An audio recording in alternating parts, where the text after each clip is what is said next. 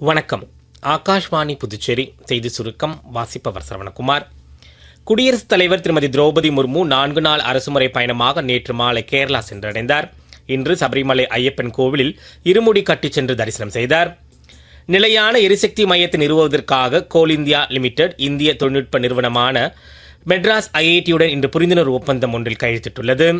குறைந்த கார்பன் தொழில்நுட்பங்களை உருவாக்குதல், நிலக்கரி சுரங்களை மறுபயன்பாடு செய்தல் மற்றும் சுத்தமான எரிசக்தி மாற்றத்திற்கான தீர்வுகளை உருவாக்குதல் உள்ளிட்டவை குறித்து இந்த மையம் கவனம் செலுத்த உள்ளது. புதுச்சேரியில் நேற்று பெய்த கனமழையால் தாழ்வான பகுதிகளில் தேங்கிய மழைநீரால் பொதுமக்கள் பெரிதும் பாதிக்கப்பட்டுள்ளனர். நிலையில் முதலமைச்சர் திரு ரங்கசாமி மழைநீர் தேங்கிய பகுதிகளுக்கு சென்று ஆய்வு மேற்கொண்டார். மழைநீர் தேங்கிய இடங்களில் உடனடியாக தண்ணீரை வெளியேற்றுமாறு பொதுப்பணித்துறை மற்றும் கொம்யூன் பஞ்சாயத்து அதிகாரிகளுக்கு அவர் உத்தரவிட்டார். புதுச்சேரியில் நோய் தடுப்பு மற்றும் சமூக மருத்துவத்துறையின் கீழ் செயல்படும் ராமநாதபுரத்தில் உள்ள ஜிப்மர் கிராமப்புற சுகாதார மையம் தேசிய தர உறுதி நிலைகள் சான்றிதழ் பெற்றுள்ளது.